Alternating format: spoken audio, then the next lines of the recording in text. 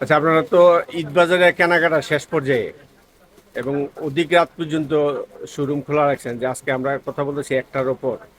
এই যে এত রাত্র পর্যন্ত যে কাস্টমার আইসে দোকান খোলা রাখছেন, শহরে আইন শৃঙ্খলা পরিস্থিতিটা কেমন ছিল ঈদ বাজারে?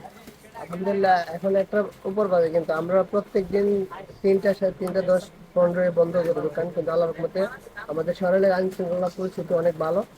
মানে সব দিক দিয়ে কোনো ঝামেলা নেই, আলহামদুলিল্লাহ অনেক সুন্দর পরিস্থিতি। পুলিশের ভূমিকাটা কি ছিল? অনেক ভালো, ওরা তো প্রায় প্রতিনিয়ত টল দিতেছে, মানে আমাদের কোনো সমস্যা থাকলে ওরা দেখতেছে।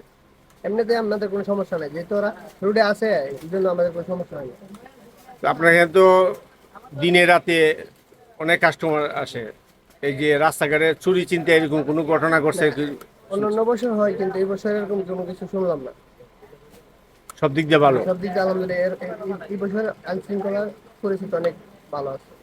তো এই আইন শৃঙ্খলা পরিস্থিতি সুন্দর রাখতে, স্বাভাবিক রাখতে সরকার প্রশাসন এবং পুলিশ প্রশাসন তো অনেক কাজ করছে, অনেক তাদের সুন্দর উদ্দেশ্যে ভূমিকা। কিছু বলেন। আমি বলতে চাই যে আমার রেস্টুরেন্টের পক্ষ থেকে এবং আমার পক্ষ থেকে শহর পুলিশ প্রশাসনকে অনেক আন্তরিকভাবে ধন্যবাদ জানাচ্ছি। এবং ওরা যেভাবে দায়িত্ব পালন করতেছে, এরকম ভাবে যদি সবসময় করে, আমরা সাধারণ মানুষ সবসময় নিরাপদে থাকতে পারবো।